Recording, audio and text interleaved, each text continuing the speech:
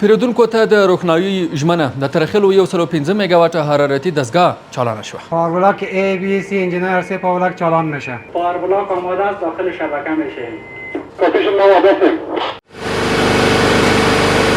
د اوړي موسم ګرمو څپو او ژمي موسم سړې هوا سره د مخ کېدو پر مهال د برېښنا انرژي اړتیا تر بل هر وخت زیاتېږي.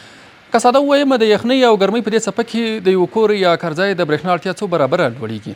د ترخیلو 105 میگاواټه حرارتي دستګاه بیا د برېښنا انرژي د تامین په برخه کې بله پیاوړې سرچینه ده چې د عادي ورځو لپاره نه بلکې په بیړنیو حالاتو د برېښنا انرژي شدید کمښت پر مهال تل د یو ستر ملي بنسټ په توګه د پلازمینې کابل برېښنا اړتیا یوې لویې برخې پر کولو ته اوږه ورکوي.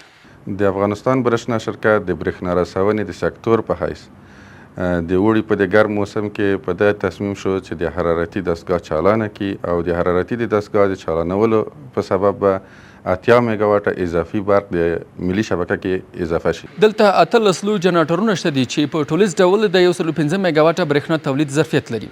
د ترخیلو 105 میگاواټه حرارتي دستګاه تولیدي برېښنا له مالي پلوه په درنه بیه تمامیږي. خو کله چې خبره د ژوند هوساینې، درملنې، ښوونې او ژوند شرایطو د ښه والي وي نو دا لوړ لګښت هم د افغانستان برېښنا شرکت په غاړه اخلي او پیرودونکو ته د اړتیا وړ برېښنا چمتو کولو لپاره دا دستګاه چالانوي.